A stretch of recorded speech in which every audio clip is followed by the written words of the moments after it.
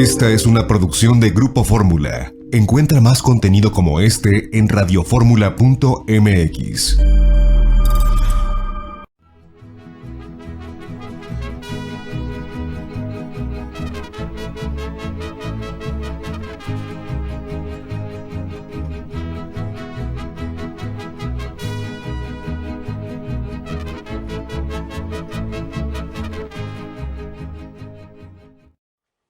Amigas y amigos, muy buenas tardes tengan todos ustedes. Los saluda con el afecto de siempre José Manuel Villalpando, aquí en una emisión más de su programa, La Historia que Quiero Vivir, que estamos transmitiendo como todos los sábados a las 4 en punto de la tarde, que es la hora de platicar de historia de México, a través de los micrófonos y frecuencias de Radio Fórmula.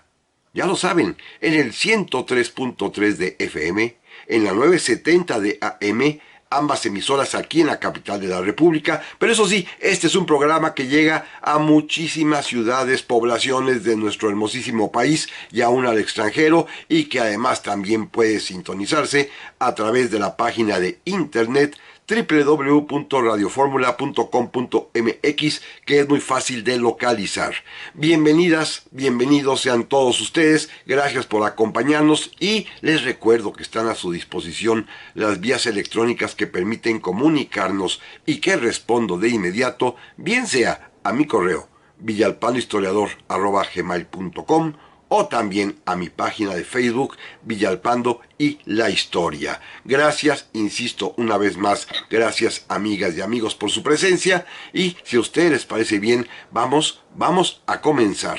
Y si les parece a ustedes bien, vamos a continuar platicando del tema que hace 8 días iniciamos y que corresponde a los sucesos que en México ocurrieron exactamente hace 200 años, 2 siglos con precisión, y que se refieren a los problemas, a las dificultades y finalmente a la caída y posterior abdicación del primer emperador de México, Agustín de Iturbide, que justamente por estos días enfrentaba muy serias dificultades, mismas que estamos platicando, y que van a conducir que en unas semanas más, en nuestro calendario y en el de él también hace 2 siglos, un bicentenario ya, se produzcan finalmente la consecuencia lógica de una serie de errores y torpezas y de mala fe de algunas personas que van a conducir a la abdicación de Iturbide,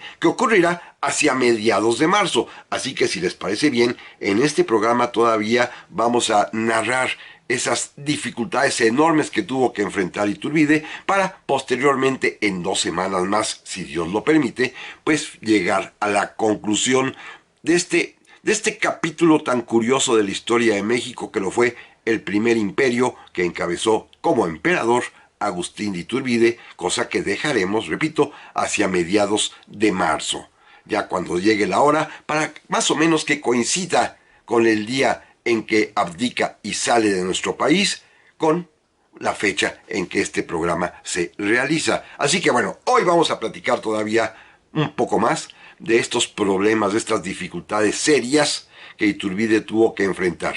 Voy a repetir algo que ya dije y que indudablemente creo yo permitirá marcar el tono de este programa. Iturbide cometió una serie de errores, de tonterías al gobernar. No estaba evidentemente preparado. Quizá sea cierto, quizá, le concedo la duda, lo que él mismo decía en su manifiesto justificatorio, que años después, poco antes de morir, va a escribir diciendo que aceptó con cierta repugnancia el título de emperador porque no quedaba de otra si no se quería condenar a México a la anarquía.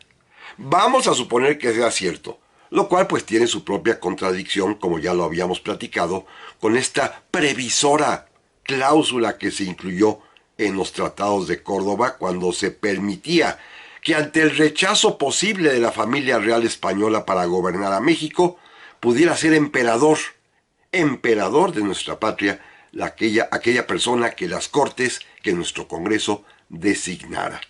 Es todavía un misterio, no se ha dado a los historiadores resolver si Iturbide quería o no quería ser emperador, si fue a propósito todo lo que sucedió creado por él y por su mente y por sus amigos para poderlo llevar al trono, o si de plano fue una serie de circunstancias desfavorables que efectivamente lo habrán obligado en conciencia a convertirse en emperador de México. No lo sabemos. Lo que sí sabemos es que una vez convertido en emperador, entre las torpezas, insisto, que él comete, más por supuesto, las conspiraciones, la mala fe, la inquina, las ganas que mucha gente tenía de derribarlo, todo eso se va a conjugar, se va a combinar para que se produzca la caída del Imperio Mexicano, con un emperador que únicamente gobernará 11 meses. 11 meses únicamente estuvo sentado en el trono mexicano Agustín de Iturbide. Hace 8 días iniciamos este tema, ya recordamos, cosa que hoy no haré, los antecedentes del mismo a partir del Plan de Iguala, los tratados de Córdoba, la consumación de la independencia, la finalmente noticia de que España rechazaba el enviar a alguien de la familia real para gobernarnos y cómo el Congreso mexicano, por una parte azuzado por un motín popular que hubo en la Ciudad de México y después ya reflexionado nuevamente, eligió como emperador de México a Agustín de Iturbide. Todo eso ya lo platicamos la semana anterior. Simplemente déjenme retomar donde nos quedamos. Los problemas que enfrentaba Iturbide, que son de diversa índole. Recapitulo porque son trascendentales y no hay que perderlos de vista. Primero, tiene gravísimos problemas con el Congreso. Con un Congreso formado por diputados, todos ellos, la gran mayoría de ellos noveles, que nunca habían participado en ninguna asamblea parlamentaria, salvo 2 o 3 o 4 que efectivamente habían podido ocupar esa misma posición en los congresos allá en España, ya sea en Cádiz o en Madrid, y todos los demás pues carecían de preparación política y parlamentaria. Y es totalmente cierta la acusación que le formuló Iturbide al Congreso. Aquí sí hay que reconocer que Iturbide tenía razón. Según los postulados del Plan de Iguala y de los tratados de Córdoba, que es el mecanismo por el cual Iturbide llega al poder, también en paralelo llega al poder parlamentario un Congreso electo por los diputados. Congreso que va a designar, primera de sus funciones, al emperador, lo cual cumplió, eligiendo y proclamando y coronando después a Iturbide, pero el segundo deber, la segunda obligación que tenía este Congreso, no la cumplió. Iturbide se los echó en cara. El Congreso había sido electo por el pueblo para que ese Congreso redactara, presentara a la población, a la nación entera, una constitución. Una constitución que, recuerden, amigas y amigos, esta es una de las principales promesas del Plan de Iguala y de los tratados de Córdoba. Sí, México libre e independiente sería una monarquía, pero una monarquía moderada, templada por una constitución. Constitución que se le encomendaría su preparación, su redacción, a un Congreso que no lo hizo. Aquí sí tiene toda la razón Iturbide en echarles en cara a los diputados que no cumplieron con su encargo fundamental de ponerse a trabajar para darle a México una constitución. A su vez, los propios diputados, también ya lo platicamos, recuerden que ya muchos de ellos habían sido seducidos, por decirlo de manera bonita, por las logias masónicas. Las dos que ya en ese momento existían en México, una, la logia masónica escocesa, que provenía de España, la otra, la logia masónica yorquina, que provenía de los Estados Unidos de América. Logias masónicas que, repito, tenían similitud en sus principios y fundamentos y diferencias muy serias también en la manera de conseguirlos y en las propuestas últimas de sus proyectos, lo cual va a conducir a que a la larga yorquinos y escoceses se conviertan en furibundos y tremendos enemigos. Pero en este momento, en el año de 1823, en los primeros meses de ese año, ya hace 200 años, las dos logias masónicas coinciden en un fundamento esencial. Ya se consiguió la independencia, pero las dos logias masónicas están ya conspirando, tramando, porque México se convierta a la forma de gobierno republicana. Este es el interés fundamental de los masones. Ya con el tiempo, una vez que se consiga la república, las logias se van a pelear entre sí y alguna que exigirá, por ejemplo, poner distancia con la religión. Otra no, otra se va a convertir en acérrima defensora de los principios y privilegios religiosos. Pero eso vendrá con el tiempo.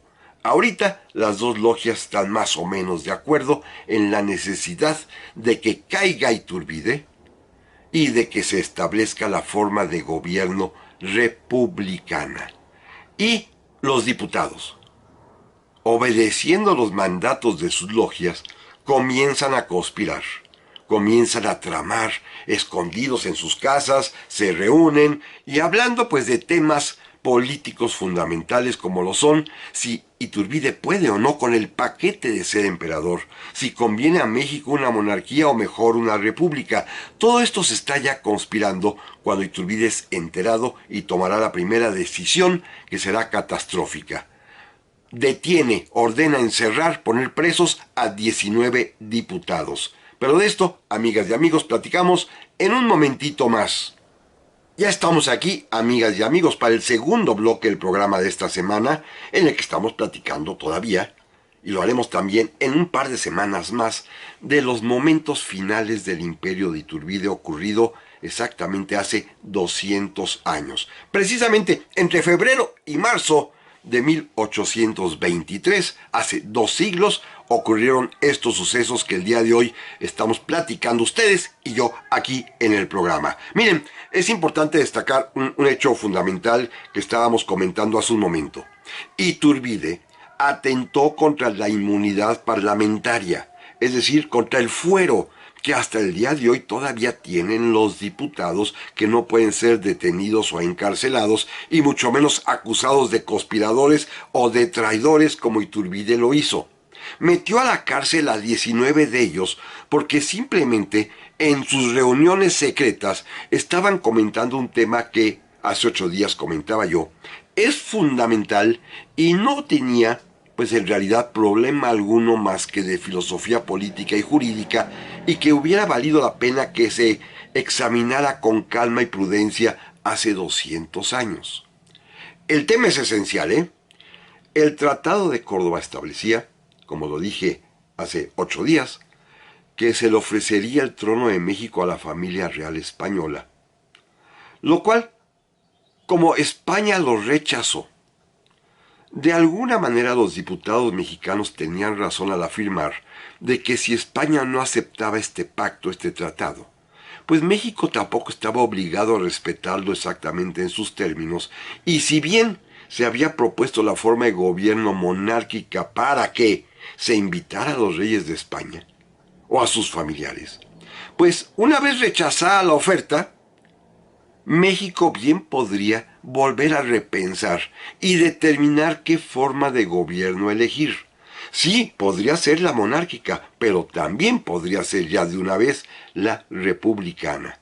Este tema era esencial y mereció haberse discutido prudente, pero profundamente hace 200 años, y sin embargo no hubo oportunidad porque cuando comienza a hablarse de él, Iturbide se anticipa y mete a la cárcel a los principales diputados que están hablando de este asunto, como por ejemplo Fray Servando Teresa de Mier, que fue a dar a prisión, una prisión por supuesto un tanto cuanto elegante, porque a los encerraron no en la cárcel, sino en conventos para que estuvieran un poco más cómodos.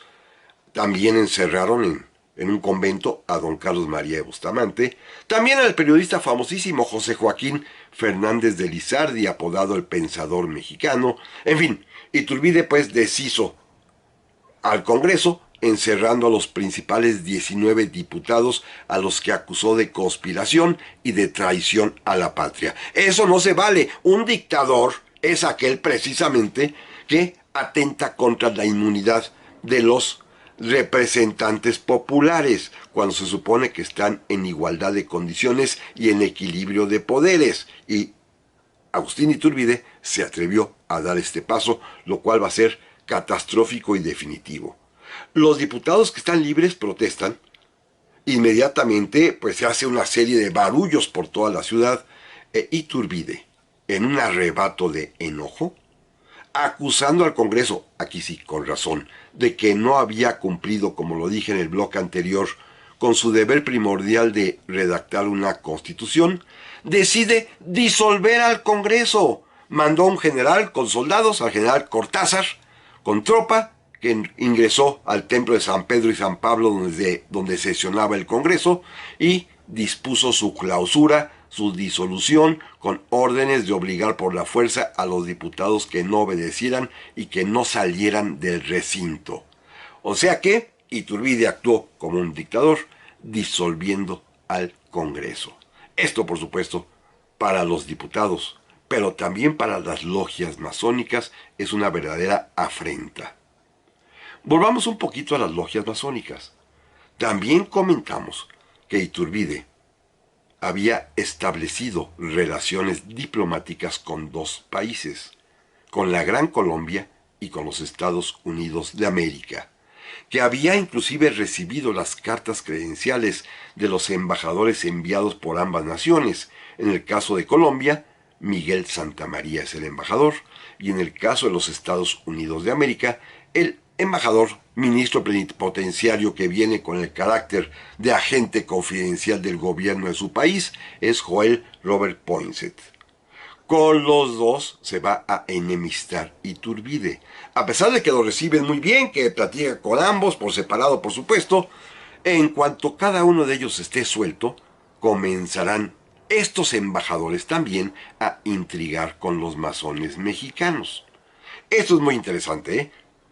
Los embajadores colombiano y estadounidense se incorporan de inmediato a las logias masónicas. Miguel Santamaría con los escoceses y Joel R. Poinsett establece la logia yorquina.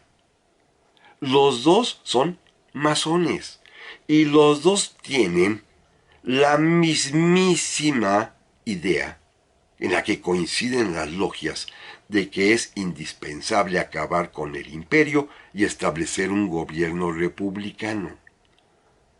Miguel Santamaría hace propaganda a favor de la república, lo cual hace que Iturbide le retire el placet, es decir, lo designe persona non grata y le ordene salir del país. Miguel Santamaría se irá a refugiar a Veracruz a esperar un barco que lo pueda llevar a su país.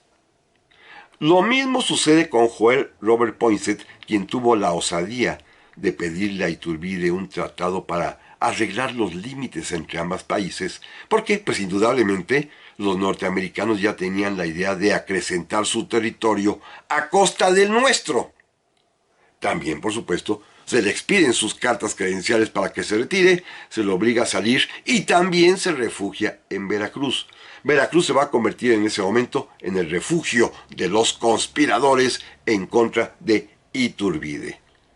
Pero no son los únicos problemas del emperador, ¿eh? Se peleó con los diputados, repito, se peleó con los enviados diplomáticos de otras naciones. También tiene problemas en el interior, fundamentalmente con un personaje que hace su aparición ya en la historia nacional y como dice Lucas Alamán, va a ser el protagonista los siguientes 30 años de la vida de México. Me refiero a Antonio López de Santa Anna. Tenemos que platicar un poco de él para poderlo insertar en este horizonte histórico del Imperio Mexicano.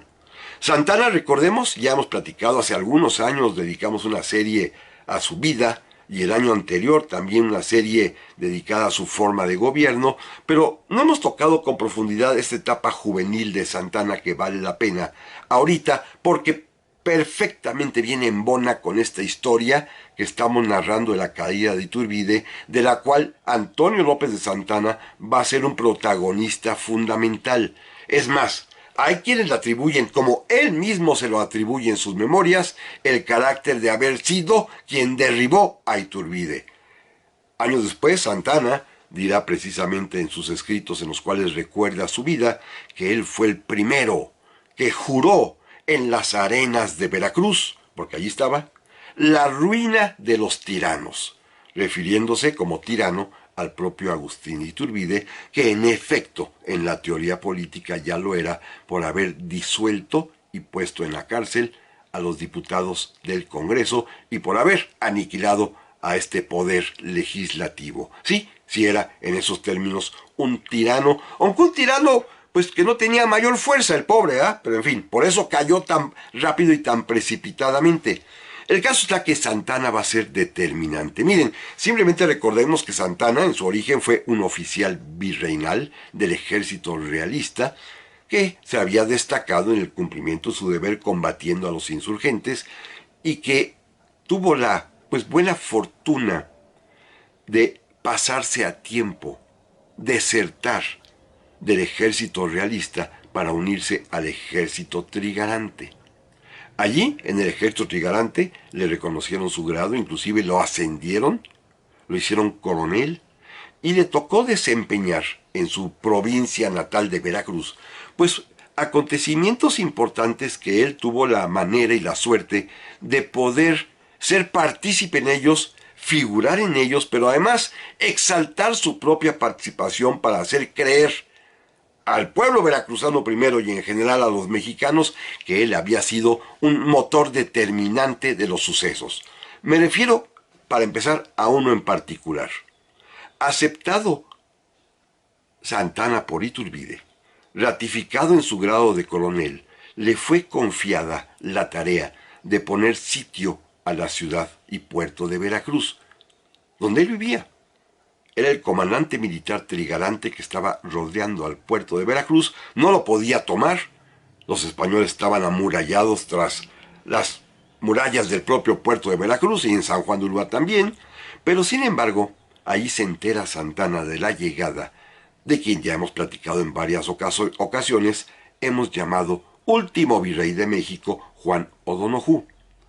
A Santana le toca la suerte de ser el conducto para que O'Donojú le escriba a Iturbide, Santana le hace llegar la carta a Iturbide, y el conducto también para que Iturbide le responda a O'Donojú, y además, el propio libertador Agustín de Iturbide le encomienda a Antonio López de Santana que sea la escolta y el protector de Juan O'Donojú en su traslado a la ciudad de Córdoba, en donde se entrevistará con el propio Iturbide. Santana entiende perfectamente bien la situación y va a pregonar que gracias a él, Juan O'Donojú va a conocer cómo están los problemas en México y además va a aceptar lo que Santana dice fue su idea, la solución de firmar los tratados de Córdoba.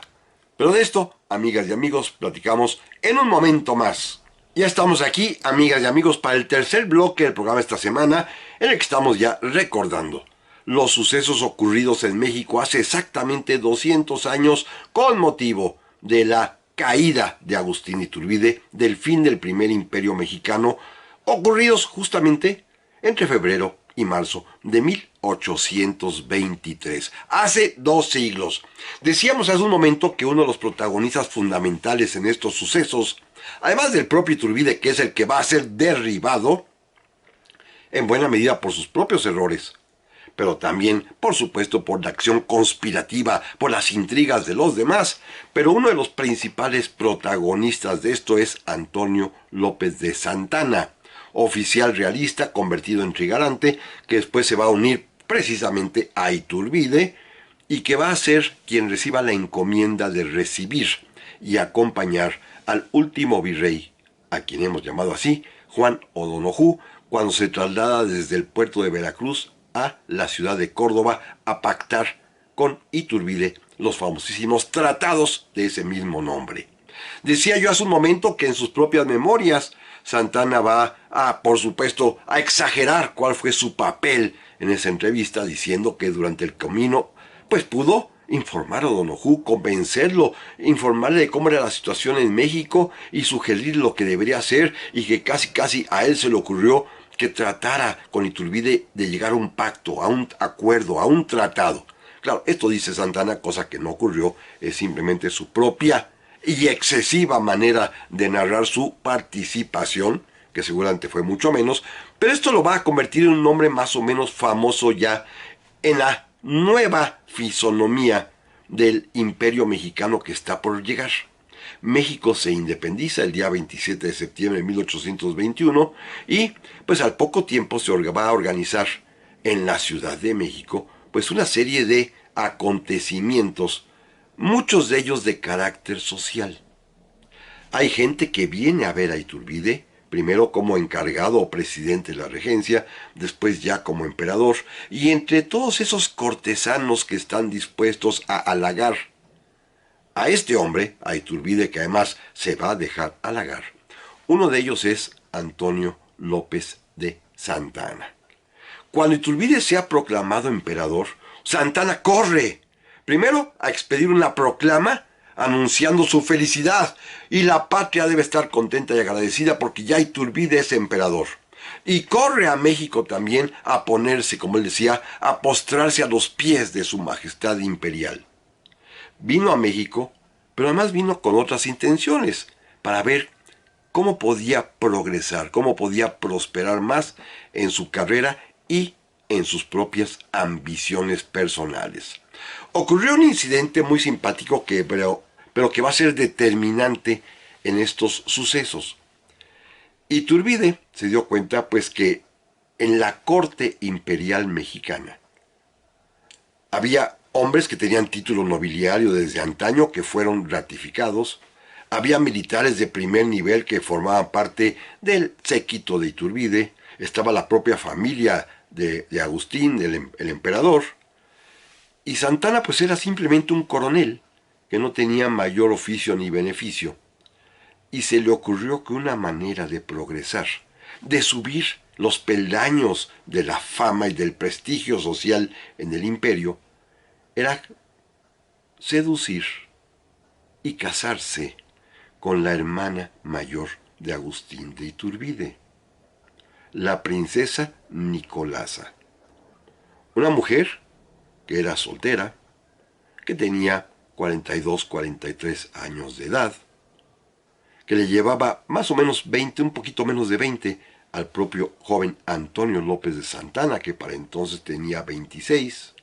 Pero sin embargo, Santa Anna pensó que era la mejor manera de poder ascender en la escala social, casarse con una mujer que, aunque fuera tan mayor, era princesa, por lo cual él sería, por adopción, príncipe consorte del imperio. Comenzó a coquetearle, a revolotear cerca de ella, pero Agustín de Iturbide se dio cuenta de que pues Santa Anna estaba tratando de seducir a su hermana, quien, pues pobre mujer, un poquito ya se había dejado engatusar por las palabras salameras, por las promesas, por pues los piropos que seguramente Santa Anna le prodigaba, e Iturbide dispuso que Santa Anna dejara inmediatamente la corte imperial mexicana, con el pretexto de que le otorgó el ascenso a brigadier y lo envió como segundo comandante de la provincia de Veracruz. No iban a andar coqueteando con su hermana mayor. Así que Santa Anna, por una parte, se frustró su interés por formar parte de la familia Iturbide, pero por otra parte, pues consiguió una promoción militar, un ascenso y un destino ya que según él podría ser de utilidad para consolidar la independencia. Porque recordemos, y aquí volvemos otra vez a la historia de lo que sucede en ese tiempo, que Veracruz, el puerto, fue abandonado por los soldados españoles, pero estos se refugiaron en el castillo y fuerte de San Juan de Ulúa. Ya hemos platicado este incidente. Desde allí, desde San Juan de Ulúa, se van a dedicar a hostigar a la población veracruzana, la bombardean de vez en cuando, pero sobre todo impiden que al puerto lleguen los barcos de mercantes de carga que son indispensables para la vida comercial, porque el puerto finalmente es de donde reciben y salen mercancías que van de México para el mundo y del mundo para México. Y los españoles en San Juan de Ulúa están obstaculizando el comercio.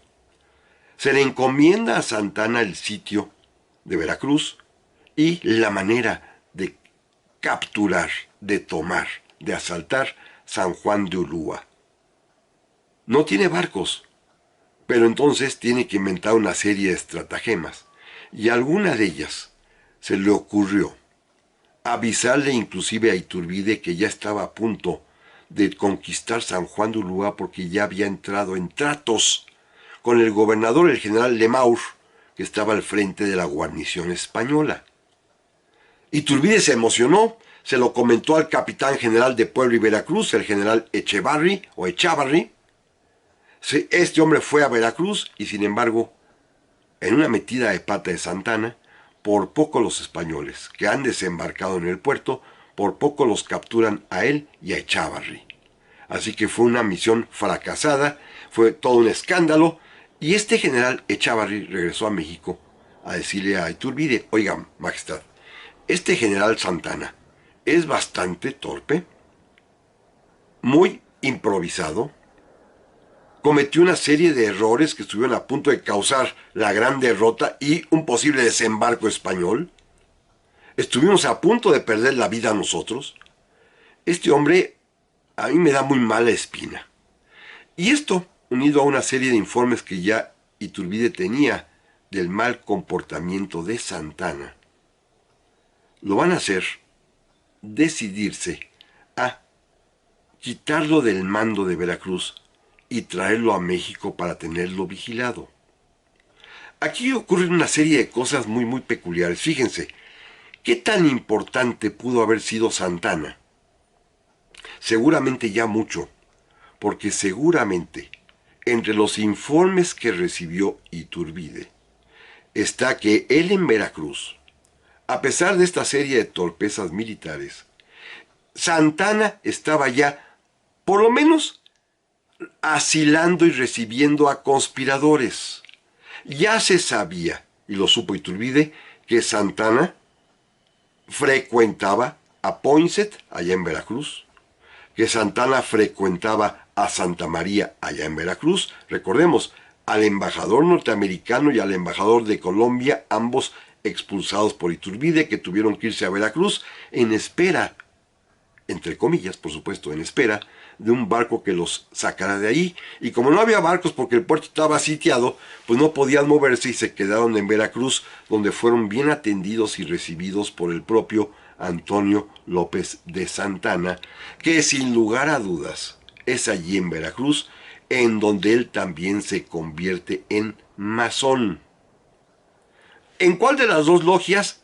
Fíjense que es tan increíble su historia que yo me atrevo a asegurar que fue masón de las dos, porque andando el tiempo, y conforme conocemos su propia historia, fue presidente de la República encabezando a veces a los liberales, aunque ustedes no lo crean, y a veces a los conservadores, es decir, a veces coqueteando con los yorquinos, a veces coqueteando con los escoceses, y yo estoy seguro que era tan astuto, era un zorro de la política, Antonio López de Santana, que seguramente fue admitido o fue parte de las dos logias masónicas que después serán enemigas entre sí. Él va a jugar con las dos, ¿eh? Él no tenía principios ni ideas, él simplemente hacía lo que le convenía y seguramente lo pensó, y yo tengo la certeza de que fue miembro de ambas logias. Con las dos coqueteó. Bueno, estas noticias sí son peligrosas y hacen que Iturbide decida separarlo del mando. Pero escuchen esto, amigos.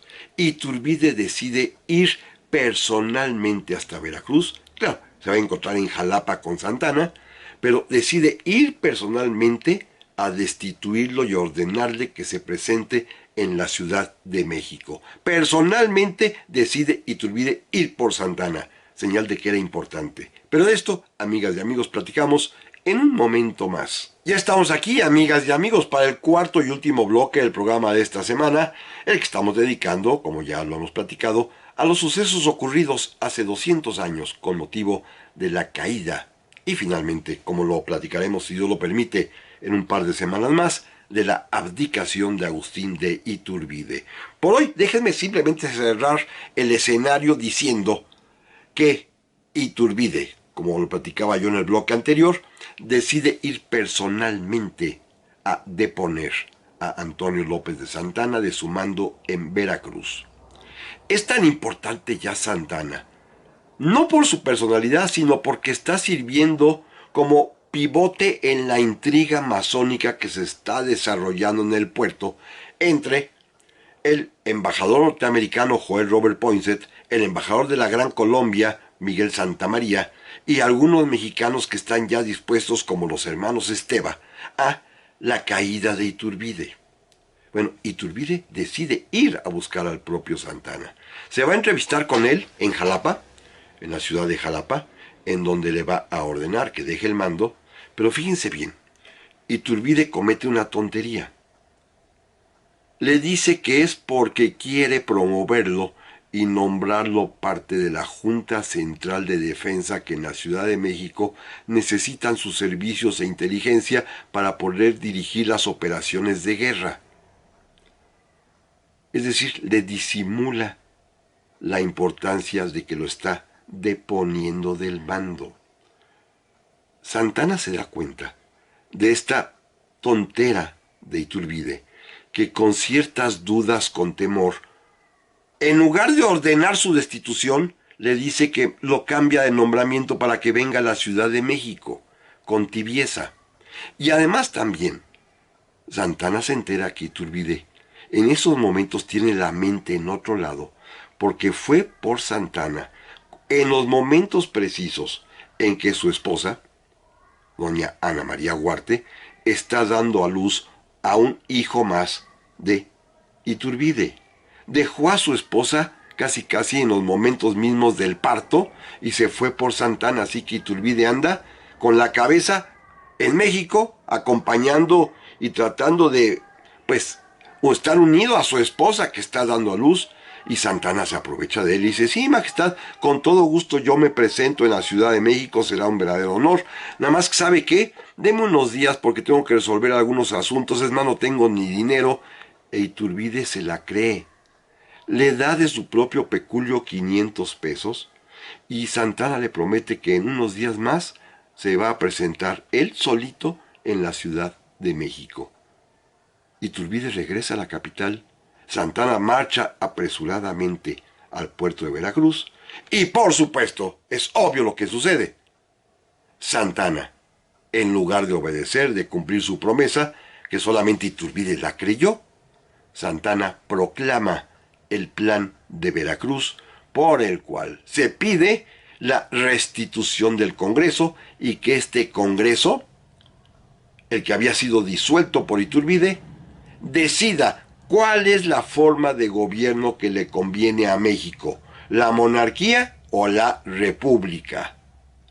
Iturbide, pues, ha sido ya señalado en este plan que ha lanzado Antonio López de Santana, que se convierte en su gran enemigo.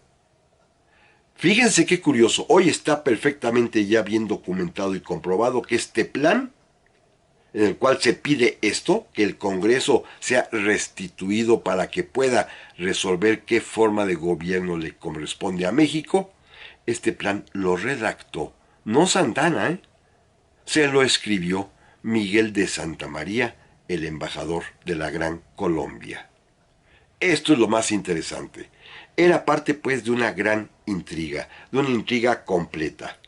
Y miren, ocurre un primer punto favorable para Santana. La noticia corre, por supuesto va a llegar a la Ciudad de México y Iturbide alarmadísimo, va a dar de gritos y muy enojado porque Santana lo traicionó. Pues sí, pero fue culpa de él también en buena medida por su forma tan ingenua de ordenarle que se presentara en la Ciudad de México. Y la noticia también llegó a las montañas de Veracruz, en donde en una cueva había vuelto a esconderse, había vuelto a refugiarse, nada más ni nada menos que Guadalupe Victoria. ¿Se acuerdan de él? Sí, será más adelante nuestro primer presidente de la República. Pero también recuerden que platicábamos justamente el año anterior, cuando hablamos a partir de 1821 y 1822, con estos sucesos que conducen a la consumación de la independencia, decíamos que Victoria ya desde 1817-1818 se había refugiado en una cueva de Veracruz, nunca se había indultado, había permanecido escondido y que reapareció en 1821 con motivo del Plan de Iguala, que se había puesto a las órdenes de Santana, pero Santana muy listo le dijo, no, general Victoria, a usted le corresponde el mando, y que Guadalupe Victoria había ido a entrevistarse con Agustín de Iturbide. Estoy seguro que ustedes se acuerdan de esta entrevista que la platicamos en su momento porque es muy interesante. Guadalupe Victoria le dijo a Iturbide que no estaba de acuerdo con el Plan de Iguala porque, si bien sí aceptaba que hubiese una monarquía, no le gustaba para nada él que era un antiguo insurgente, él que había sido subordinado de Morelos, no le gustaba para nada esa idea de traer al rey de España o a alguno de sus familiares a gobernarnos. Que sí, México debería ser un imperio, pero el emperador debería ser un antiguo insurgente, que fuese soltero y que jamás hubiese indultado. Es decir, él mismo. Se estaba describiendo Guadalupe Victoria a sí mismo.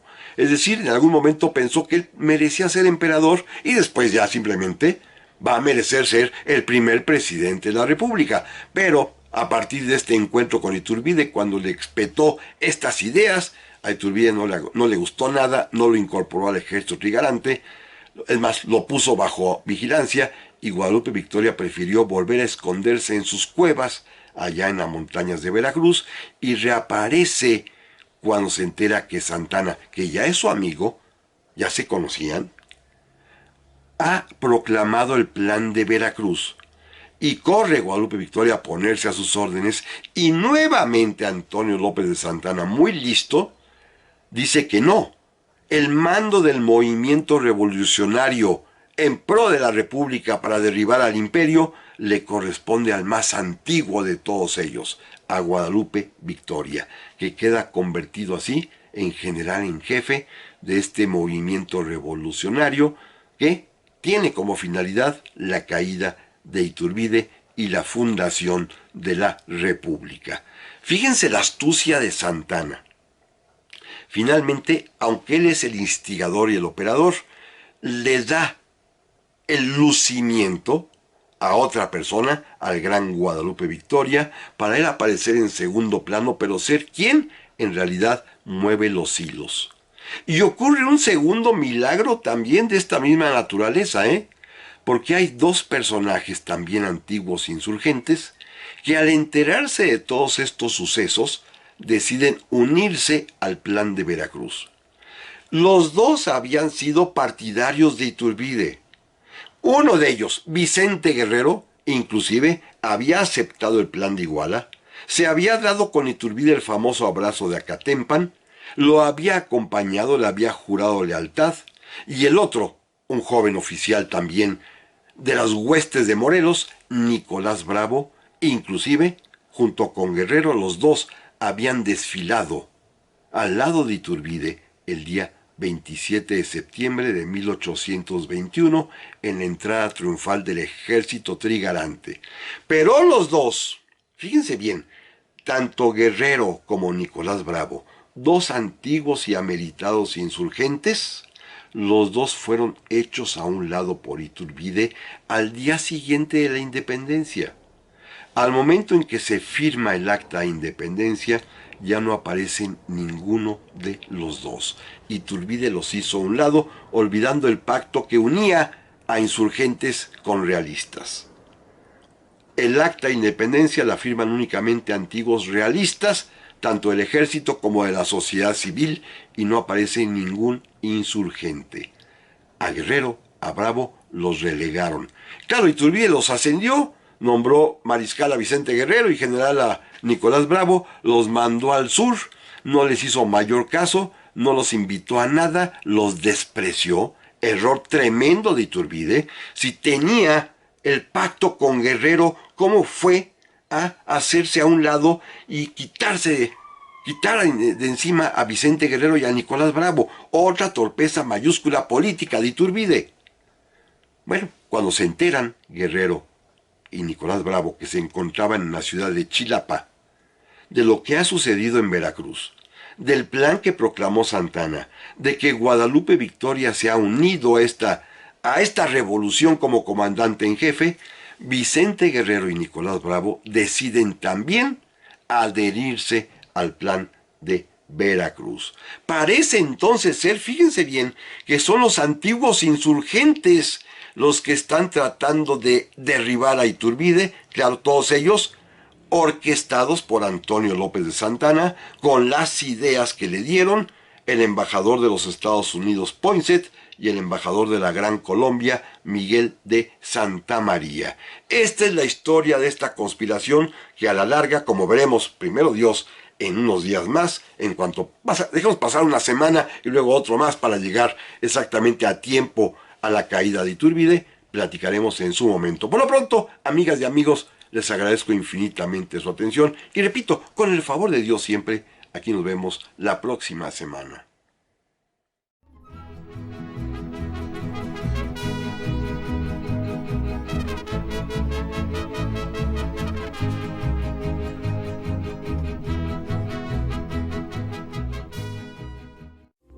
Esta fue una producción de Grupo Fórmula. Encuentra más contenido como este en radioformula.mx.